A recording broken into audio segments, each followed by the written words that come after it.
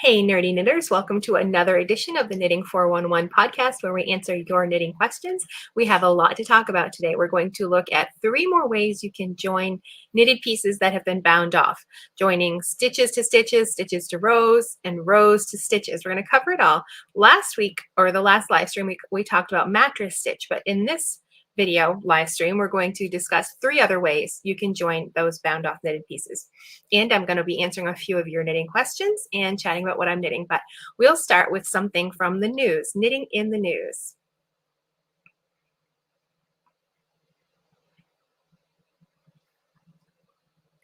Now, I was very intrigued by this organization. I had never heard of it before, Lamb's Wool Organization. Over the course of they were founded in 1997. So over the course of that time, they have donated 20,000 plus sweaters to the Samaritan's Purse organization, which is a part of the Billy Graham Foundation, I believe. That's the name of the organization, but they have a program called Operation Christmas Child where you can get these cardboard shoe boxes and you fill it with all sorts of things, school supplies, toys, toiletries, clothing, anything like that for one child. And then this organization takes all those boxes and sends them worldwide for Christmas gifts. So this organization, Lamb's Wool, it was founded in 1997 by Ed and Carol Ellie. When they first started, Carol Ellie, she printed out brochures and just mailed them out to get the word out at different churches and organizations and things like that. And then they were featured the very next year in Knitters magazine, and it's really grown from there as more knitters have discovered this organization.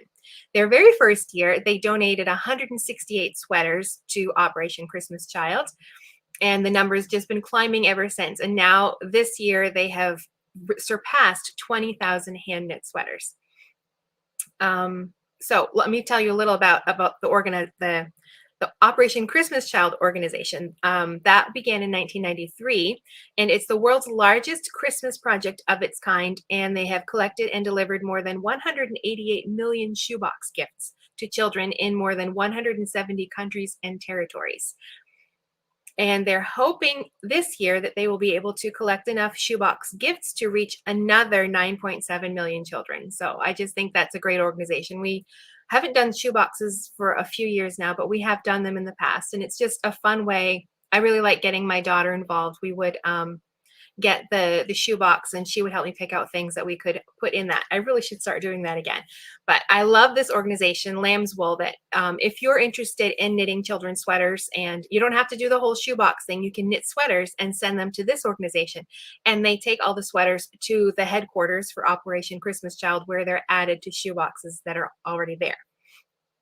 So if you want to donate, the mailing address, I put the link that you see on the screen, that's down in the video description box, and you can get the mailing address right there if you would like to knit and donate some children's sweaters. I'm always looking for new charities where I can knit and send different items because I have a lot of time to knit, and sometimes I certainly don't need a lot more things, but if I can find places to donate things, then that's always really nice. So if you're looking for a new place to donate, then this is something you can add to your list. Okay, before we jump to our announcements, let me talk about what I've been knitting. And if you're here joining me, why don't you pop in the chat and tell me what's on your knitting needles this week and where you're from. I'd love to say hi to you. I have been working on, I think I showed this before. It's just a knit one, purl one rib hat, but I have a tutorial video. I just uploaded it today, so that will be going live on Friday. And I walk through knitting a hat during the video, so I finished the second hat. It's a little smaller than that one.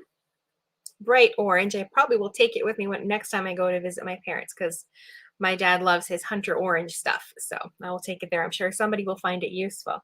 So that video is coming up on Friday where I show you how to knit a hat with any yarn that you have in your stash, following a few simple principles and a little bit of math. You have to know some things about the person who's going to wear the hat and the stitch gauge, but how you can use that information to knit your own knit one, purl one rib hat.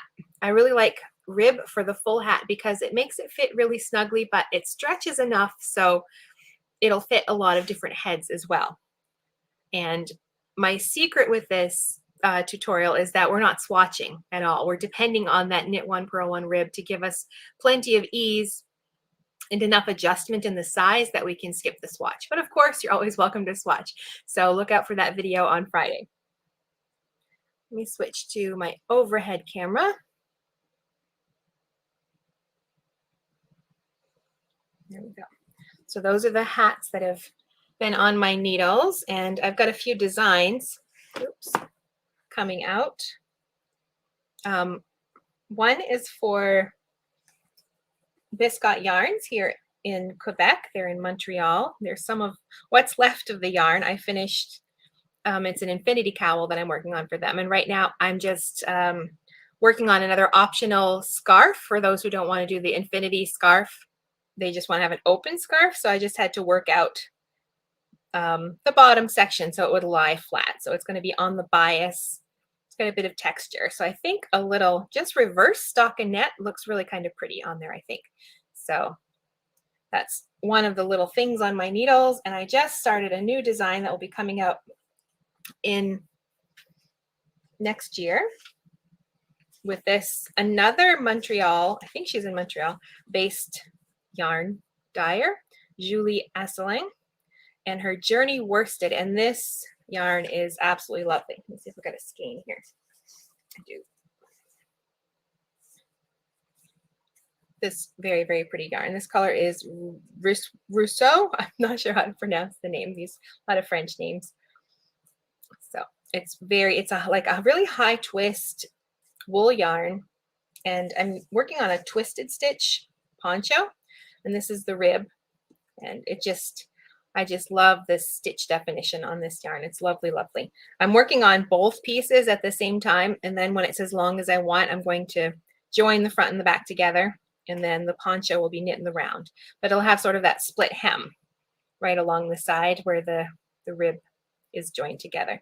So that is on my needles right now. And that's all I've been knitting. So let's see who is here. Hey, Heidi.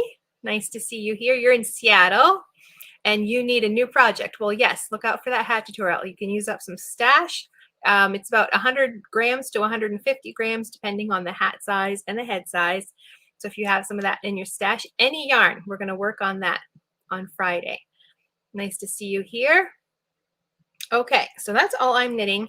And before I switch to my other camera, I'm going to pop in my recommendation for the week. I'm not sure if I've recommended this book before, but we're discussing it. Somebody had questions about it, so we are going to discuss it later on. But this is one of Ann Budd's books, The Knitter's Handy Book of Sweater Patterns. She also has one that's just patterns. It has a sweater pattern, hat pattern, scarf, a couple different, a beret pattern. I'm not even sure what else is in there. Socks, I think.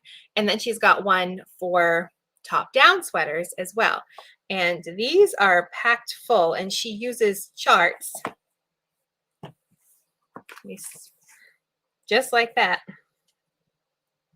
So if you know, you swatch and you find out your stitch gauge, and then you decide on your size, and you use your gauge to follow her instructions through these charts. And then she also has example sweaters that use that chart as well. So this book has, let me see, drop shoulder, modified drop shoulder, set in sleeve. I don't know if you can see that. There we go.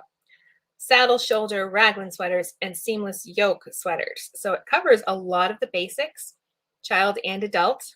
And then with each one, she also has example sweaters. We're going to look a little more closely at that when we get to our questions, but that was my recommendation if you like to knit sweaters. But I like these books as like that jumping off point because it just has the basics.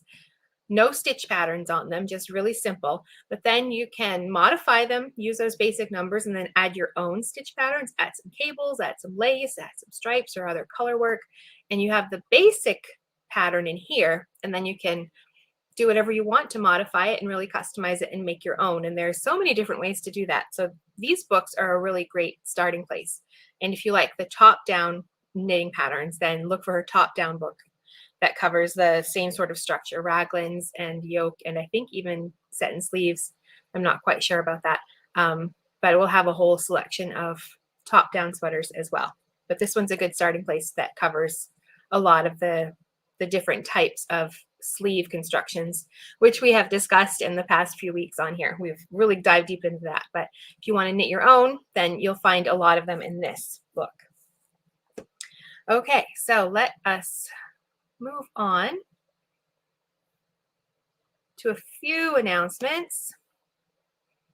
In our last live stream, we discussed a little more about the workshop, Fixing Your Knitting Mistakes, and the options you would like to have. And I was really surprised because in my mind, I was thinking this would be a 1 week, have a little group and just work through it every day. But I think that's where the big issue is that's not what people want, because I came up with a few other ideas and I posted a poll. And so far, the self-study program with pre-recorded videos is way ahead of everything else. So if you'd like to weigh in on that, you can head to the community tab, look for that poll and answer it, and let me know which option you would prefer for this workshop. So that really surprised me, because I thought like a 1 week workshop would be really fun and hands-on, but it looks like people in general are more interested in a self-study option, which is perfectly fine. And it will help me create a program that is worthwhile for knitters, for you, and your knitting techniques and growth. So if you want to answer that poll, head over there and tell me what you think. And after that, once we've allowed some time for everybody to answer the poll, I already have the course workshop outlined. It's going to be probably about 4 or 5 videos. I'm going to sit down and get everything all collected and record them. That's probably going to be sometime between now and January. I'll get that done. I want to take a break over Christmas and not do too much with YouTube. So I'm trying to work ahead and get things scheduled out for the rest of the year. So I've got a lot of work on my plate right now. But so sometime in early 2022, that next year, yeah, can't believe that the year is almost over. We will have our first, we'll call it our beta testing group for that class. So there is a waiting list. If you want to pop your email address on the waiting list, I'm going to open it up to them first. I just want a small group just to go through the classes and tell me like if there's things that need to be changed or added or things like that. So if you're interested in that little beta testing option, then you can head there and fill out that waiting list. It's just your email address. You just have to pop it in there just so I can send you an email when that is ready to go. So that's it for announcements. So we can jump right into our questions. And last live stream's community question, I always want to say last week, but it was 2 weeks ago. We discussed straight needles and who loves them and who hates them and who doesn't really care either way. And these were our results. Pretty close, I thought, between the love and the dislike. And of course, some others. And then there's some of the comments that people left about how they felt about straights. And I started, well, the first thing I knit was on double pointed needles. Knitting flat though, I just used 2 needles. And then I bought some straight needles and I knit something else. And then I tried circular needles to knit flat with, and I really preferred those. I'm not sure how long the straight needles I had were, but they kept hitting my forearm when I would knit, and I just didn't find them very, very comfortable to use, just with my style of knitting, I guess. But once I tried circulars, even for knitting flat, I use those for almost everything I knit now. Unless I'm knitting little swatches, then I'll just use a couple of double pointed needles. Or for socks, I go between the flexible double points and magic loop. I try them all and I like them all about the same. But most everything else is on circular needles.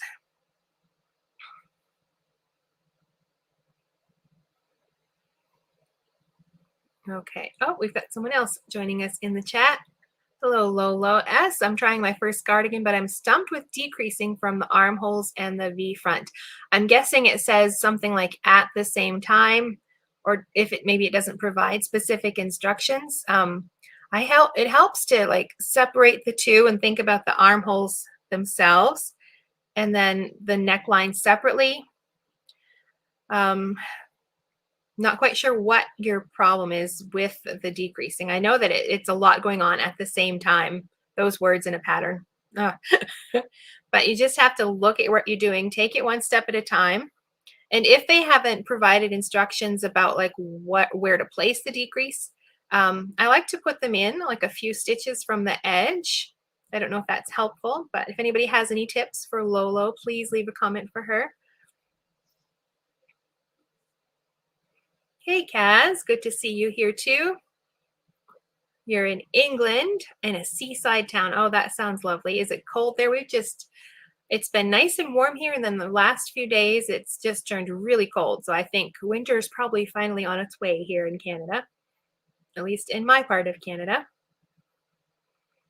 Okay, so let's move on to our questions. Before we move on to we're going to be discussing some options for sewing pieces together. We had two questions that I wanted to answer. Marilyn had one about, well, she's interested in doing a knit along for a good basic sweater. And I thought that might be fun. Maybe we'll do something like that next year if people are interested. We will use something like Ann Budd's book, or I've got a few other books on my shelf that are similar, where it's got like a whole bunch of different sizes and gauges, and you just pick your size and gauge. So if that's something that sounds interesting to you, then let me know in the chat or in the comments below if you're watching the replay. Maybe we'll talk about doing a knit along next year for a sweater. Okay, but she had a question about Ann Budd's, let me see. Not sure how her system works, although she's recently got a few of the books. So I'm going to go back to our overhead and we're going to take a quick look at this. Oh, Kaz, you're busy knitting a table runner. Oh, and happy anniversary. Your 12th wedding anniversary. So that's coming right up. Happy anniversary to you. Okay, so let's take a quick look at how the system works. All right, so we're going to look at the drop shoulder. Well, I'm on the adult size, so we'll just stick with that. So she has separate sections for kids and adults. So what you're looking for here is your gauge. She has your gauge listed right there. So you're going to have to swatch so you know what your gauge is, and don't do just a tiny little swatch. Do a nice big 6-inch swatch. Wash it, block it, treat it how you're going to treat your final garment. And then take your gauge measurements, and then you need your 1-inch stitch gauge, and you're going to get that right here. And then you write that down or keep note of it, and that refers to this over here. Along the side of each section, you'll see that same little number. So if you know what your stitch gauge is, you're just going to look for it when you get to each of these sections. Then the next thing to know is the size that you want to knit. Now you get to choose what's listed here. I think a lot of people get confused about measurements in sweaters. Usually a pattern will tell you, well, it will always tell you the finished measurements, and this is for the object itself. This is not your body measurements. This is the measurements of the sweater, the sock, the hat, whatever it's for. Those finished measurements are for that object. This is the measurement that the designer has laid out for the pattern. Now, the size you decide to fit does not have to be the same size as your body measurements. A pattern will generally tell you that they want you to choose a size that allows for a certain amount of ease. And ease is just the distance between the knitted fabric and the body. So in the case of a sweater, if it's really oversized, then that's a lot of ease, and there's a lot of space between the sweater and the body. Or it could have negative ease where it's very tight fitting to the body, or no ease where it just sort of skims the body. So you decide how much ease you want your final sweater to have. So say you are a 38-inch bust, and the second size here is the finished bust size for the sweater is 38 inches. So if you want a sweater that has absolutely no ease, then you could choose that size. If you want a sweater that has a little bit of ease, you could choose the 40 or the 42-inch size. If you want a lot of ease, you could even go up higher. So you choose this based on how much ease you want compared to your body measurements. So let's just use 46. as an example. And let's say your stitch gauge is 5 stitches to the inch. So in this first chart, she tells you about how much yarn you're going to need. And this, of course, is dependent on a lot of factors. If you're adding in other stitch patterns, if you're lengthening or shortening the sleeves or the body, then this is just a general thing. But then we move down here. So what did we say? I'll go with 46. I can't remember what I said. So I know that I'm going to stick with this column right here. So then I get down to this, the cast on right here. And I know I said I had 5 stitches to the inch, and I'm knitting the 46-inch chest circumference sweater. So that is my cast on number right there. And this reading from a chart can be confusing. I think I would pull out a piece of paper or pull up like a Google Doc or something and write out my own number so I didn't have to look at all of this. And then I just keep working through that. She has more instructions. So you just find your size and in that column, and you come down and you follow that. And then the next step, and then the next step, it's the same thing. We know that we have 5 stitches to the inch, and we come over here to our 46-inch size. And that's really all there is to it. You just have to sit down and look at that chart. It's really helpful to get a piece of paper and write out the numbers for your own size that you're knitting, so you don't have to try to look at the chart every time and try to remember. Unless you're okay with writing in your book, then you could circle things or use Post-its or anything like that. But that is how you decipher Ann Budd's system. It's just charts, lots of numbers. It can look confusing, but you just have to break it down one little bit at a time. So I hope that was helpful. So our next question, no matter how much I try to weave in the ends in my works in progress, I'm often left with a little tuft of thread poking out, and then I worry it will fray sooner than it should. Okay, so she has learned mattress stitch, but she wants her ends to be a little neater. So there's so many ways to weave in ends. Let me see if I didn't pull out a swatch to do this, but I have my stuff out for something else, so we will practice that. I know a lot of people just like take the tail and then just sort of randomly weave it around and hope it stays. But that method I don't really like. Let me see, okay, so I've got a tail on this little swatch. I prefer to follow the path of the yarn. Basically, it's duplicate stitch, but on the wrong side. But if there's more than one ply, I like to like split the yarn a bit to keep everything on the back. So to start, I sort of just pick a spot to come up underneath. Try to split the yarn a little bit. Come up here a little, just so I'm away from the cast on edge. Okay, that's good enough. And then from that point, I try to follow where the yarn is going. Let's see if I can get right there. Okay, so I'm right here now, and this yarn's going this way. So I'm going to follow it, and it goes through that, trying to split the heads a little bit. And this keeps it, you can't see my needle on that side of the work. And then the yarn is traveling this way. So I go back up through that little umbrella and frown, or whatever you like to call them, that way.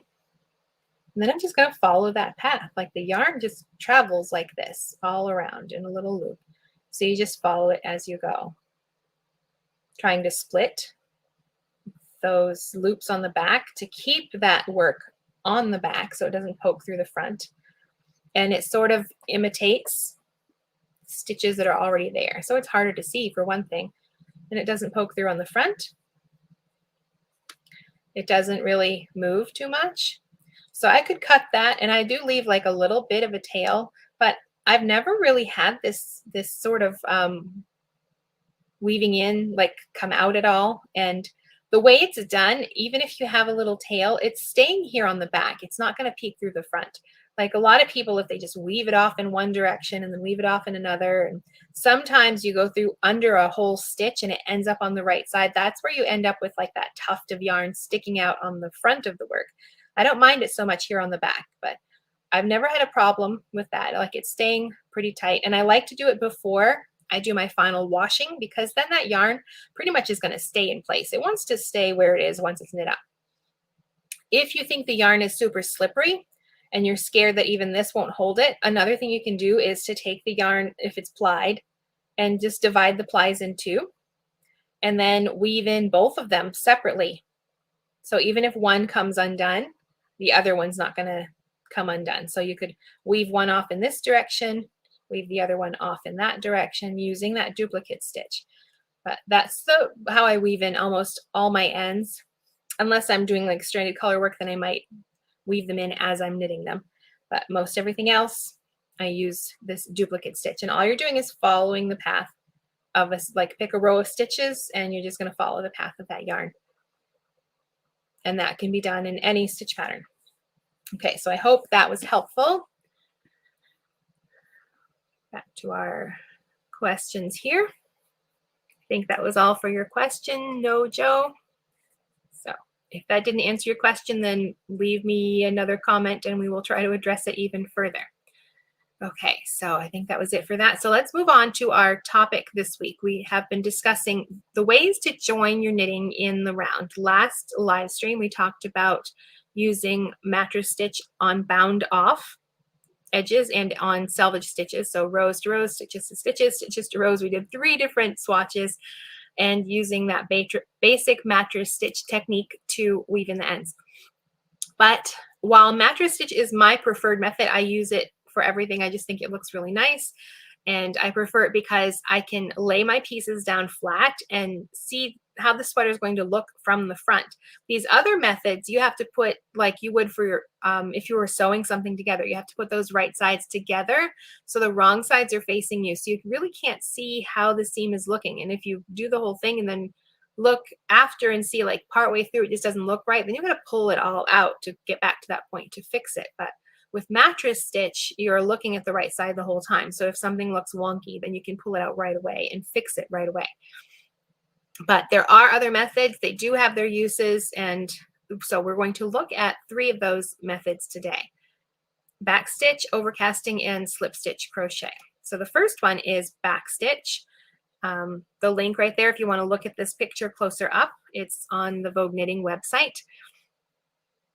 And all of these methods can be done like mattress stitch with any stitch groupings, like 2 stitches to stitches, or like bound off edges to stitches, or any combination like that. You can use all of these methods in those different formats as well. What you're looking for is the selvage stitch or the bind off row, and like the row or the stitch column of stitches right beside it. That's where these seams are created. So we're going to start with this back stitch. And as you can see right there, it's just, you start at one point and you work backwards and come back up in front of it and then work backwards. And that's where we get the name for back stitch. So let me go back to this camera and we will look at that, how that is done. Okay. So like I said, we have our 2 pieces. You want to get them situated the way you'd like them to be. Oh, come on, yarn, get there. There we go. Now, okay, so I've got my cast on edges on the same side. Bind offs are on the same side. And these are the 2 edges that have to be seamed together. So we need our right sides together. Oh, before I do that though, let me show you. So our seam is going to run, this wonky row of stitches or column is the selvage. Let me move this in a little closer. There, that's better, I think. Okay, so this wonky edge along here, that's your selvage stitch. And then this is that first column of stitches. This is what's going to show on the other side, this column right here. We're looking at those little V's. Same over here. There's our wonky selvage. That's what we're using for all of these methods to help orientate where we are. So we have to put those right sides together. We're seeing the wrong sides as we seam. We're going to use those selvage stitches to guide us. So for back stitch, so we're looking for our little V's. They're pretty messed up on here. We start in the second set, and you're going to go under both legs of the V and then both legs of this V. Pull your yarn through. You'll leave a tail to weave in after. Okay.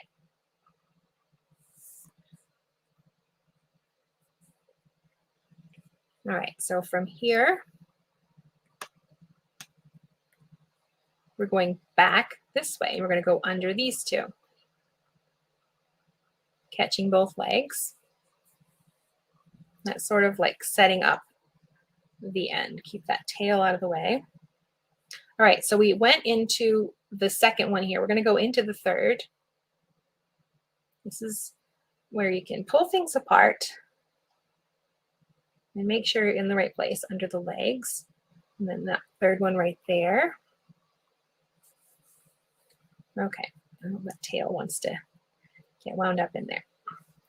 All right, so then you're going to go back where you were before, under that second one.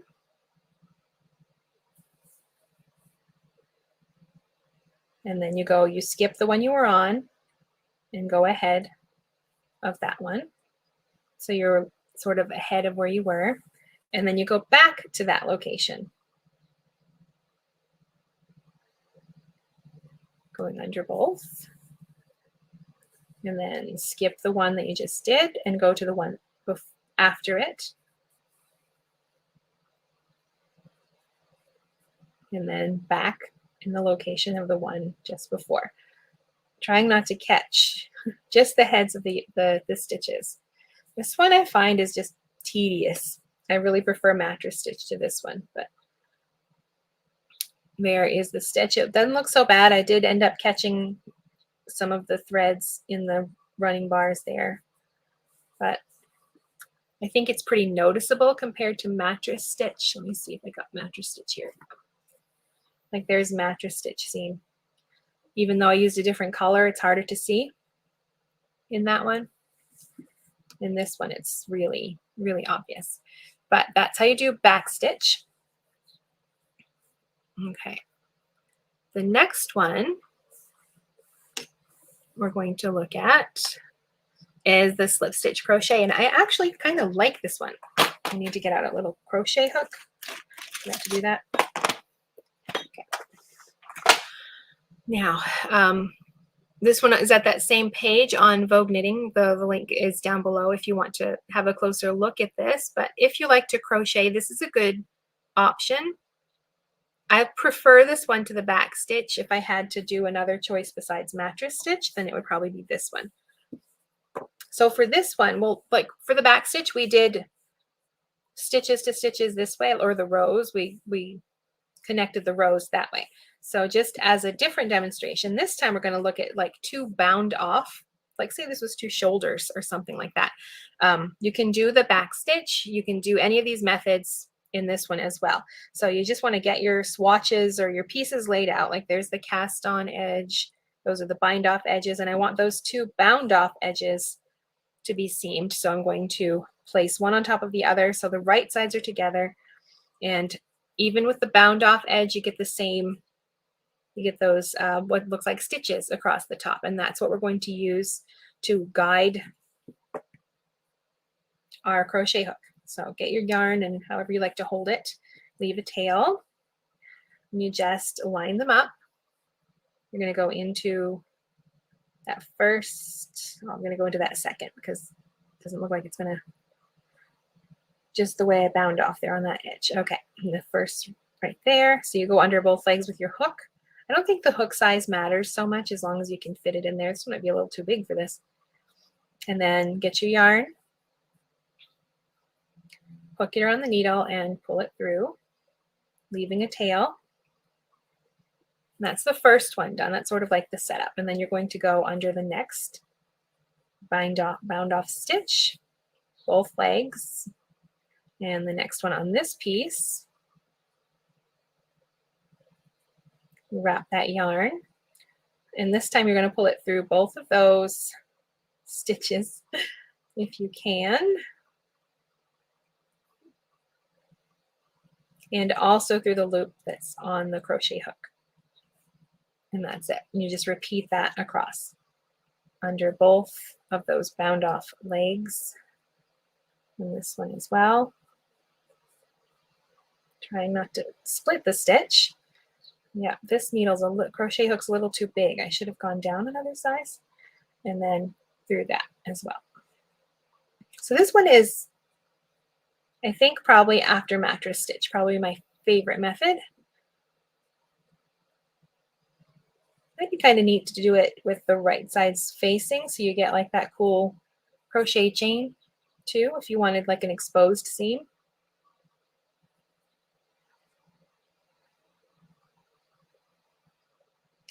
Find that bind off stitch. There it is.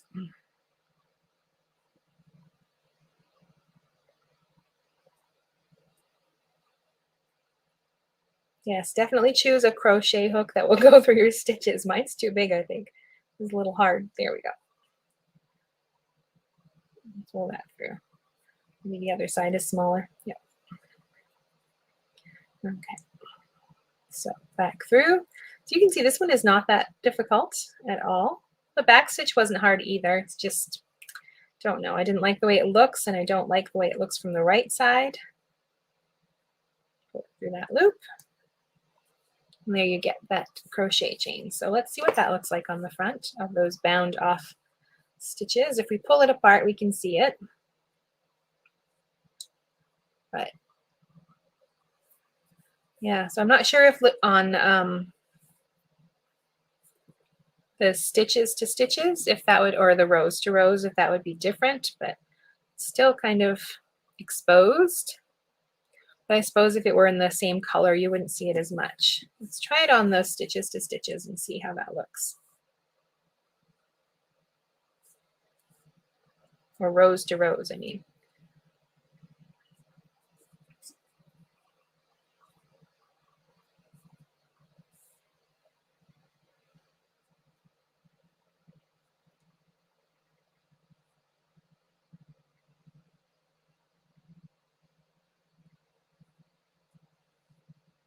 Okay, so under the selvage stitch,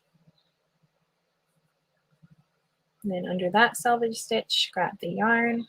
Oh, trying to stay so you can see what I'm doing. Pull it through, splitting my yarn. Okay, and do one more and then take a look at this one. And see if it looks any different when you're working on selvage edges compared to bound off edges. Okay. No, that one is still pretty. I guess maybe you can tighten it. Don't know. But mattress stitch is probably still my favorite, but this one is not too bad. Now, the last method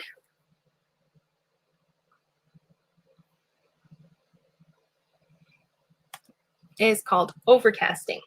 And the same thing is done. You hold the right sides together and you use the legs of the stitch or the bound off edges to join the two pieces together. And this one is not like the back stitch where you're going back and forth from front to back and back to front. This one you're always like going in the same direction. And it's also used decoratively. So I'm going to try that method right now.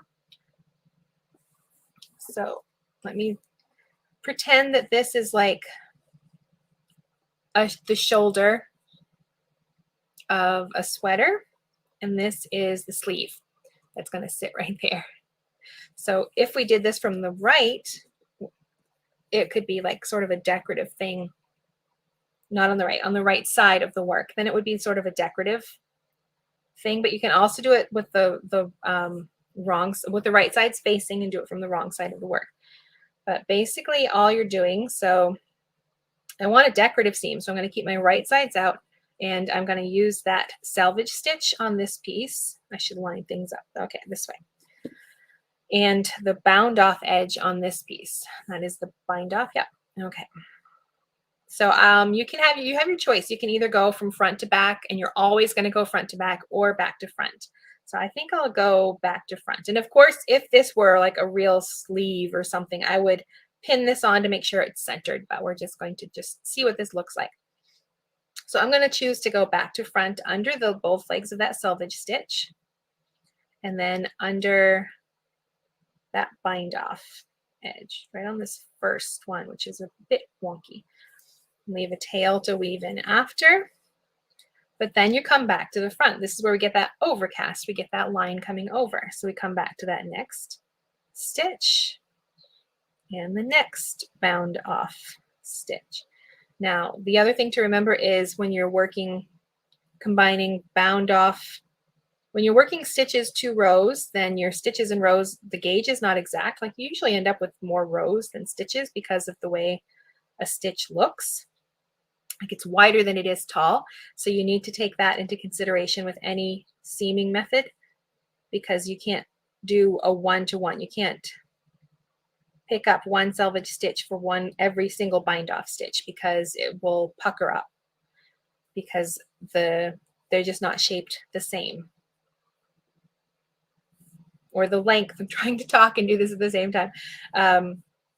So I think for when I measured this watch, I had my stitch gauge was 5 inches and my row gauge was 7 inches. So if I were using that, I would use that as my ratio.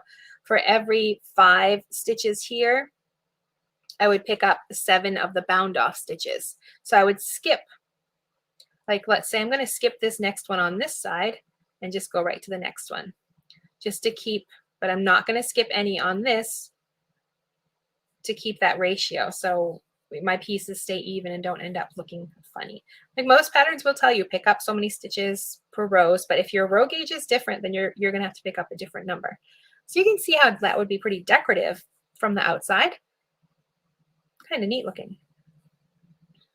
So you just bring it back to this side under the next leg and under the bound off stitch.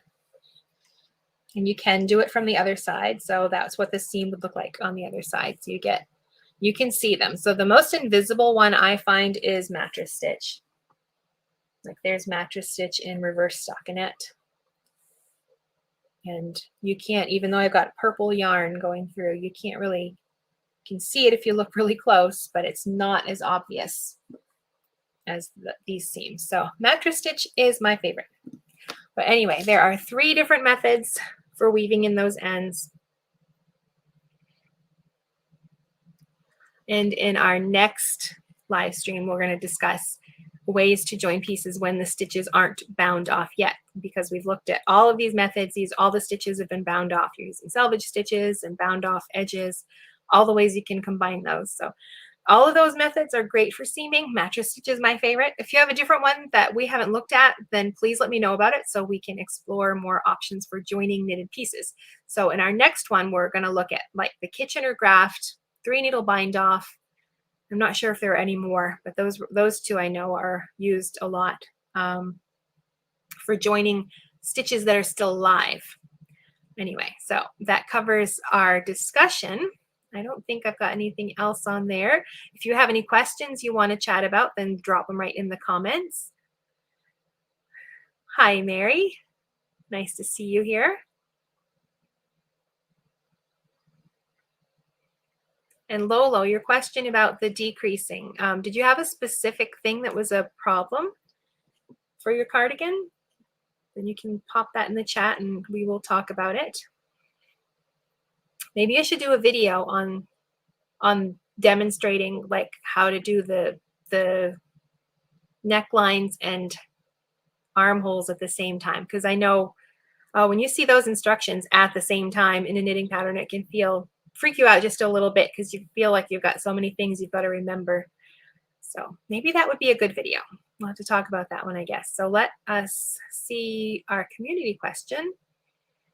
All right, that was overcasting. We have a new question. I posted this one last week. It was Halloween weekend, so I figured, let's have something different. What's the weirdest thing you've ever knit? Have you knit anything weird? I was thinking, and I don't think I have. Probably the weirdest is I've got like a cast iron pan, and the handle gets really hot, so I just knit like a little handle cozy, I guess, out of some cotton dishcloth yarn. And then I was thinking cotton's probably not the best choice because it is flammable.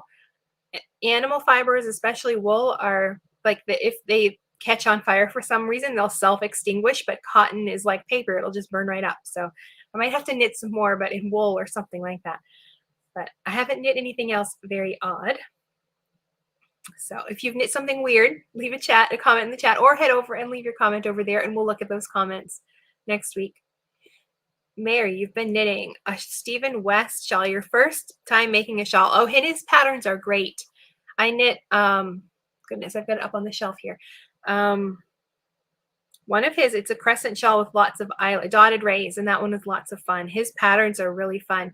I really like to look at his because You can tell he understands, like, we've done a lot of shawl videos here, like the basic construction.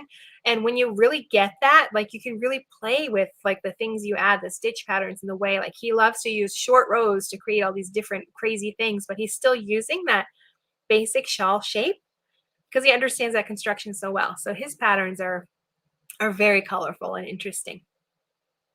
That's a great choice. And I think he's got a new shawl knit along or something coming up too. So if anybody is looking for something new to do, his patterns look really fun. Doesn't look like anybody has any questions. So if you're catching the replay, then leave your questions down in the comments, or you can head over to the community tab, leave your questions there. You can look for this picture, and for the next live stream, it will have the date. Leave your questions right there. And be sure you're subscribed, and you can click that notification bell so you'll be notified the next time we go live, or join the email list. There's a link for that down in the video description box as well. I send out an email usually a few hours before the live stream as a reminder to pop in here and say hi. And it doesn't look like there's any more questions. It's been so fun chatting with you today. Thank you for hanging out with me again, Kaz and Mary and Lola and Heidi and everybody else that was here. And we will see you back here in 2 weeks. Thanks for hanging out today.